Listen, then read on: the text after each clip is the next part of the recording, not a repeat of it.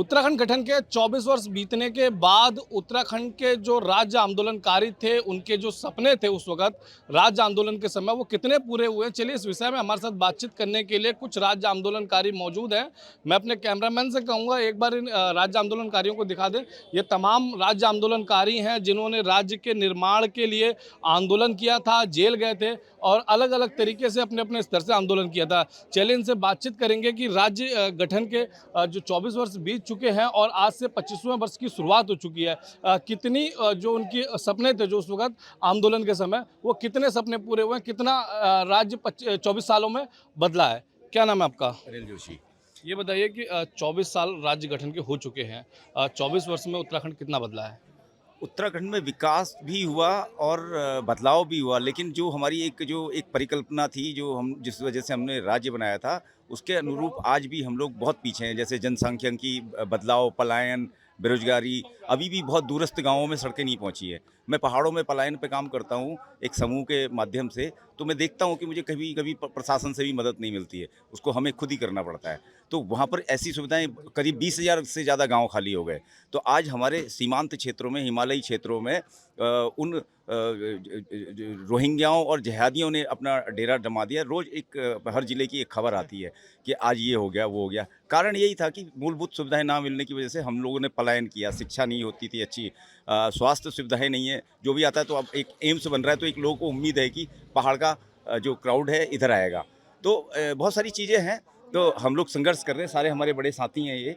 तो कहीं न कहीं हम आंदोलनकारियों को मिलकर सरकार के साथ, प्रशासन के साथ फिर एक नई मुहिम चालू करनी पड़ेगी। भू कानून में हम लोग लगातार लगे हुए हैं, जो आने वाले समय में पास होने वाला है। लेकिन सबसे बड़ा कारण है पलायन। कौन से सन में आप आंदोलन से जुड़े थे? 1994 में ये था। मैंने 1993 में ग्रेजुएशन किया था।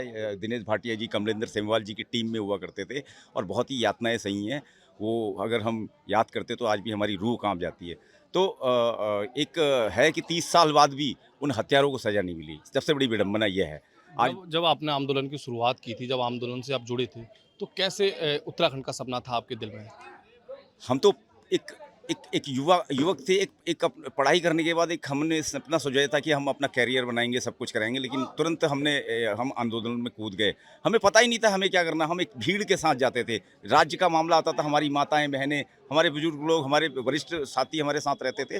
तो धीरे-धीरे करके आज 30 साल बाद हम ऐसे क्रांतिकारी बन गए हैं कि आज सारी समस्याओं में नीति आयोग के साथ या सिस्टम सरकार के साथ, राज्य सरकार के साथ, केंद्र सरकार के साथ हम लोग कार्य कर रहे हैं।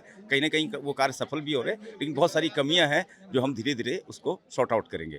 देखिए, कहीं न कहीं राज्य आंदोलनकारियों में असंतोष है। उनका कहना है जो 24 वर्ष पहले पहले जिस तरह से राज्य बना और राज्य बनने के 24 वर्ष बाद भी जो सपने का उत्तराखंड था, वो अभी तक नहीं बन पाया है। चलिए कुछ और आंदोलनकारी हैं, उनसे भी बातचीत कर लेते हैं और जानेंगे उनका क्या कहना है।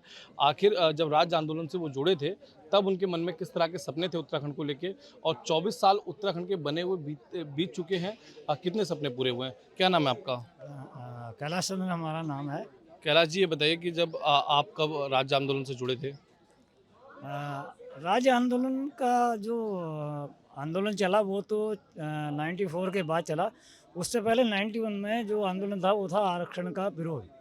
मुलायम सिंह सरकार ने 27% आरक्षण उत्तराखंड के ज़िलों में स्पेशली तौर पर लगा दिया था, जिस वजह से यहाँ पर जो शिक्षित युवक था उसको उसके सामने बेरोज़गारी का एक समस्या पैदा हुई थी।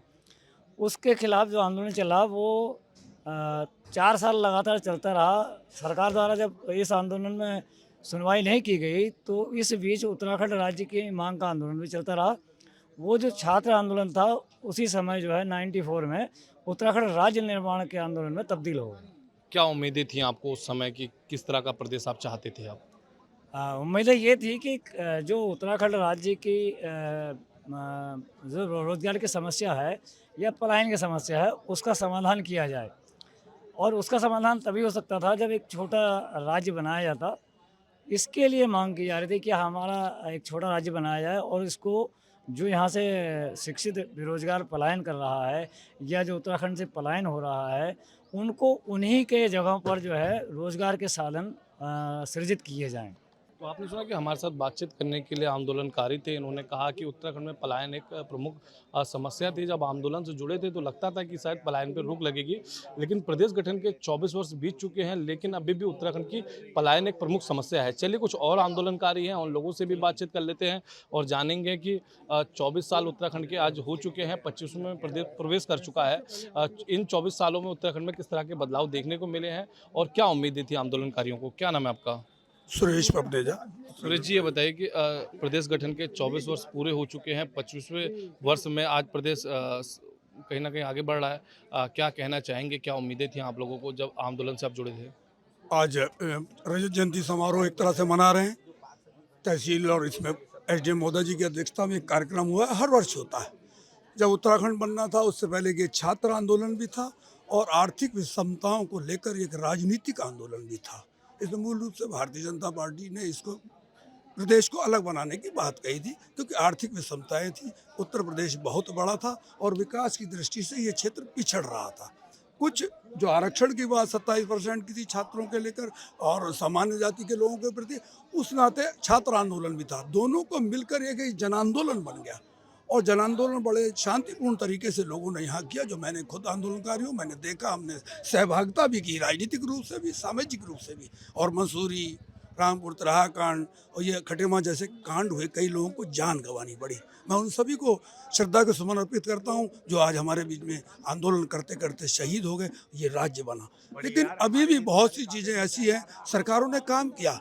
आज जैसे 3 लाख घरों में ताला लटका है, लेकिन वर्तमान सरकार उसके लिए रोजगार मिले, इसी उत्तराखंड में रोजगार मिले, पर्वतीय क्षेत्र में रोजगार मिले, प्रयास कर रही है। सड़कों का जाल बिछा रही है, पानी पहुंचा रही है, अस्पताल बन रहे हैं। अब जैसे अभी किच्छा में खुरबिया में इतना बड़ा पार्क बन रहा है, औद्योगिक पार्क बन रहा है, उसमें लगभग 75,000 लोगों को रोजगार मिलेगा। निश्चित रूप से वो उत्तराखंड किच्छा के लोगों का ही नहीं होगा, किच्छा को तो मिलेगा ही लाभ, वो उत्तराखंड के आसपास के लोगों को भी उसमें रोजगार मिलेगा। और मैं समझता हूँ जो ताले बंद हैं वो ताले खुलेंगे और उसके बाद जो भी हमारे विकास की दृष्टि से, कानून की दृष्टि से हम समृद्ध हो रहे हैं, देवतुल्य हैं, यहाँ की जनता देवतुल्य है, विचार अच्छे हैं, देश प्रेमी लोग हैं। और उस मानसिकता को लेते हुए हमारी केंद्र की सरकार है, ये सरकार है या किसी की भी सरकार हो, काम जनहित के अनुरूप करते रहना चाहिए। आंदोलनकारी होने के नाते हम सबका, आंदोलनकारियों का भी फर्ज है समय समय पर सरकार को भी जागृत करना चाहिए। वो सरकार चाहे अपनी हो चाहे दूसरे की हो। क्या उम्मीद है कब तक आपके जो सपने थे, जो राज्य आंदोलन के समय आप लोगों ने देखे थे, वो पूरे होंगे?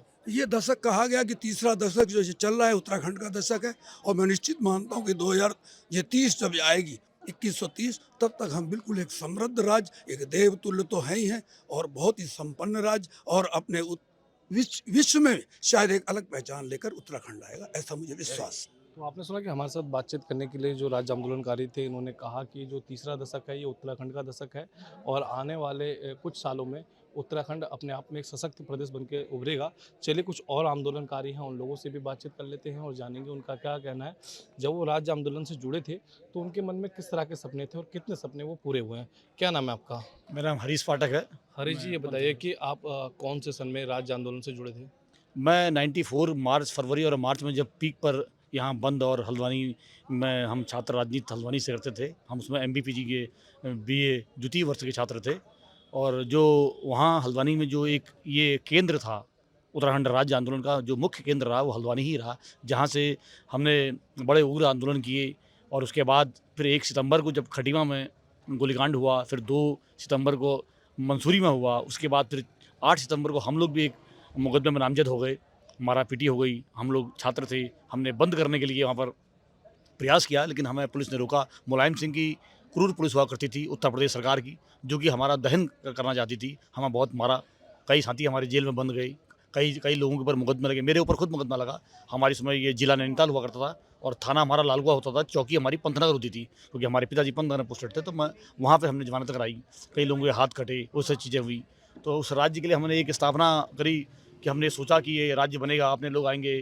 क्या उम्मीदें थीं जब राज्य गठन के आंदोलन में आप जुड़े थे? किस तरह के सपने थे कि कैसा राज्य बनाना चाहते थे आप? हम लोग इस राज्य को ये बनाना चाहते थे कि जो छोटा राज्य है, हमारी पहुंच नहीं पहुंच पाती है और लोग पलायन से और अपने छोटे-छोटे कामों लेके लखनऊ नहीं जा पाते हैं, तो हमारा छोटा राज्य बनेगा तो हमारी समस्याएँ यहाँ पर निपट जाएँगी। हमने ये सोच के इस आंदोलन को किया और उस समय हमारे ऊपर कोई लालच नहीं था कि हमें पेंशन मिलेगी, हमें नौकरी मिलेगी या हमें सम्मान मिलेगा। आज जो यहाँ एसडीएम महोदय द्वारा हमें दिया गया, हमारे बड़े भाई दिनेश भाटिया जी ने भी कहा आपके सामने कि हमने क्या किया, हमने तब भी इस राज्य के लिए निस्वार्थ रूप से सेवा करी कि राज्य बने। हमारे में कोई लालच नहीं था कि हमें इस राज्य से कुछ मिल जाएगा। तो हम आप सब हमारे सीनियर लोग यहाँ पर सब लोग राज्य आंदोलनकारी हैं, तो हमें आज भी मान और सम्मान के नहीं, हम तो इस राज्य की वो थे, लेकिन आज हम 25 वर्ष में कितना इंसाफ कर पाएँ ये हमारे लिए एक सोचना होगा कि हमने इस राज्य के लिए क्या किया। आपने बताया कि जब उत्तराखंड का आंदोलन चल रहा था तब पलायन एक अहम मुद्दा था।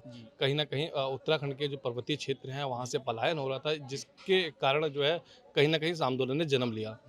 क्या 24 वर्ष पूरे हो चुके हैं उत्तराखंड के गठन के, वो पलायन की जो समस्या थी वो ख़त्म हुई है? समस्या ख़त्म नहीं हुई, समस्या जस की तसी है। पहाड़ की समस्या पहाड़ जैसी ही खड़ी हुई है।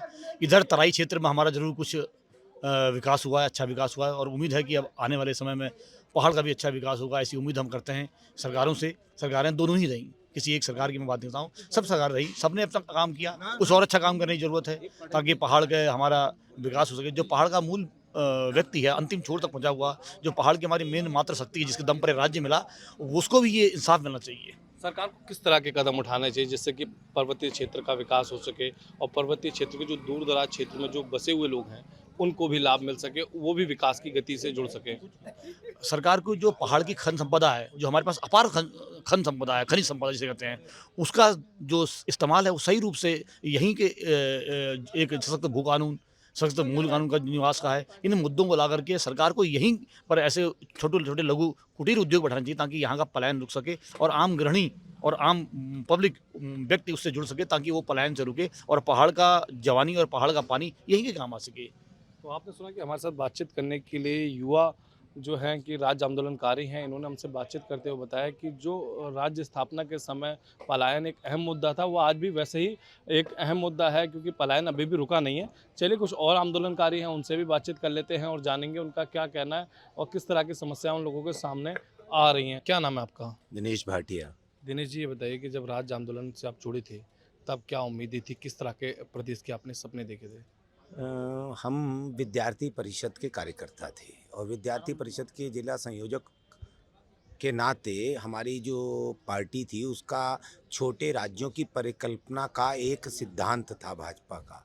उस नाते हम इससे जुड़े और हमने आंदोलन को किच्छा में जीवंत रूप से किया और तब किसी को ये नहीं लगता था कि मुझे पेंशन मिलेगी, आरक्षण मिलेगा, ये लाभ मिलेगा। तब सिर्फ एक ही मुद्दा होता था कि उत्तर प्रदेश बहुत बड़ा प्रदेश है और उत्तराखंड जो है उसमें विकास की वो आवश्यकताएं जो ज़रूरत थी वो नहीं पूरी हो रही हैं क्योंकि विकास अंतिम छोर तक नहीं पहुंच सकता था।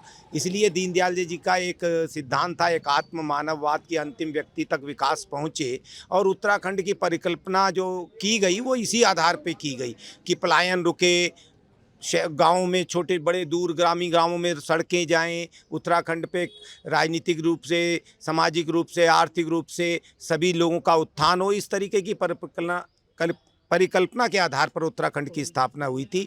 परंतु आज हम 25वें वर्षगांठ मना रहे हैं और हमको ये मानना पड़ेगा, हमको ये जानना पड़ेगा कि हम अधिकारों की बात करते हैं कि पेंशन मिल जाए, आरक्षण मिल जाए, यहाँ सुविधाएं मिल जाएं, वो सुविधाएं मिल जाएं, परंतु हमने इन 24 वर्षों में 25वीं वर्षगांठ तक क्या किया? हर व्यक्ति को, हर उत्तराखंडी का एक फ़र्ज बनता है कि अधिकारों के साथ साथ कर्तव्यों का भी निर्धारण करे, अपने कर्तव्यों को समझे कि हम समाज के लिए, राष्ट्र के लिए, प्रदेश के लिए स्वयं क्या कर रहे हैं। जब तक हम स्वयं कुछ नहीं करेंगे, हम प्रशासन और शासन से खाली उम्मीद करते रहेंगे तो मैं समझता हूँ परिवर्तन नहीं आएगा। आपने कहा कि छात्र आंदोलन से उत्तराखंड का आंदोलन कहीं न कहीं सामने आया, छात्रों ने बढ़-चढ़ के भाग लिया। क्या आपको लगता है कि 24 साल जिस तरह से प्रदेश के पूरे हो चुके हैं, क्या छात्रों को उतने अधिकार या उतनी नौकरियाँ मिल पा रही हैं जितनी उनको उम्मीदें थीं? नहीं, ये बात आपकी ठीक है कि 24 वर्षों में हमको, मैंने अभी अब कहा ही अपने बात में कि हमको आत्म मंथन करना होगा क्योंकि छात्र ही किसी भी क्रांति में आप देखिए, चाहे भारत की आज़ादी की क्रांति रही हो, उसमें भी छात्रों का और युवाओं का ही मेन योगदान रहता है। तो उस समय भी युवाओं का एक योगदान था और युवाओं ने ही इस उत्तराखंड को प्राप्त करने के लिए आंदोलन करा और हमारे माननीय अटल बिहारी वाजपेयी जी ने इस उत्तराखंड को पारितोषिक रूप में हमको दिया। मैं उनका, आज वो हमारे बीच नहीं है, उनको भी याद इसलिए कर रहा हूँ कि उन्होंने इस परिकल्पना को साकार किया। हाँ, आपकी बात बिल्कुल सच है कि जितना हम लोगों को आगे विकास की दौड़ में भाग लेना चाहिए, देवभूमि है, पूरी दुनिया इसको देवभूमि के रूप में जानती है, जहाँ केदार बाबा, बद्री बाबा, हरिद्वार, ऋषिकेश जैसी पावन भूमियाँ हैं, अपनी नैना देवी, पूर्णागिरी माता, बागेश्वर धाम जैसे बहुत सारे तीर्थ हमारे उत्तराखंड में हैं। उसके नाते हमको स्त्रियों का आजकल कितना मतलब रास्तों पे चेनें छिड़ जा रही हैं, व्यभिचार है, बलात्कार है, इन सब घटनाओं से मन विभत्स होता है और मन में बड़ी वो लगती है पीड़ा कि हम कहाँ खड़े हैं और हम लोगों ने इस उत्तराखंड की जो परिकल्पना की थी वो कहाँ तक साकार हुई है। इस बारे में हमको सोचने का विषय है।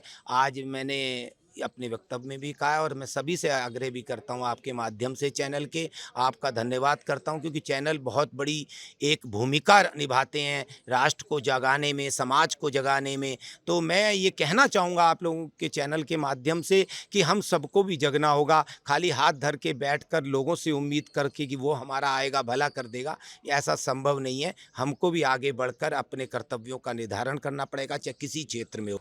क्या आपको लगता है कि क्या उम्मीदें हैं, कब तक वो जो सपने थे जो राज्य आंदोलनकारियों ने आंदोलन के समय देखे थे वो पूरे हो पाएंगे? देखिए, बहुत सारे आंदोलनकारी निपट गए इसी आशा के साथ कि वो अच्छे दिन आएंगे और अच्छे दिन आए हैं। ऐसा नहीं है कि उत्तराखंड का विकास नहीं हुआ है, मगर जिस तरीके का विकास आपने जैसे कहा ना कि वो कब होगा, कैसे होगा, ये सब लोग, हम लोगों की उम्मीदें अभी भी हैं, क्योंकि हमारा जो युवा है, जो हमारी आने वाली पीढ़ी है, वो हमारी तरफ देख रही है कि हमने क्या किया, हम उसके लिए कैसा उत्तराखंड छोड़ के जा रहे हैं। ये बच्चों को आज हम कैसी मिसालें दे रहे हैं, बच्चों के लिए हम परिकल्पना के आधार पर आदर्श उत्तराखंड जो पूरे देश में एक ऐसा आदर्श हो, क्योंकि यहाँ की जनता वास्तव में बड़ी मनोरम और बड़ी दयालु टाइप की है और राष्ट्रभक्ति से ओतप्रोत है, क्योंकि यहाँ के ज़्यादातर लोग फौजी होते हैं, फौज में अपनी सेवा करते हैं, देशभक्ति के लिए अपनी जान देते हैं। तो मैं चाहता हूँ कि हाँ, जिस तरीके की परिकल्पना हम लोग कर रहे हैं, उसके लिए हमको आगे आना पड़ेगा और राजनीतिक रूप से भी लोगों को इसके बारे में सोचना होगा और जनता को भी सोचना होगा। आपने सुना कि हमारे साथ बातचीत करने के लिए उत्तराखंड के राज्य आंदोलन में भूमिका निभाने वाले वो तमाम आंदोलनकारी मौजूद थे, जिन्होंने हमसे खास बातचीत करते हुए बताया कि जब प्रदेश के गठन के आंदोलन की शुरुआत की गई थी तब मुख्य रूप से छात्रों के लिए बेरोजगारी एक अहम समस्या थी। इसके साथ ही उत्तराखंड में पलायन एक अहम समस्या थी, जिसको लेकर आंदोलन किया गया था और छोटे राज्य की और समृद्ध राज्य की परिकल्पना की गई थी। लेकिन 24 वर्ष बीतने के बावजूद अभी भी कई समस्याएं ऐसी हैं जो जस की तस बनी हुई हैं।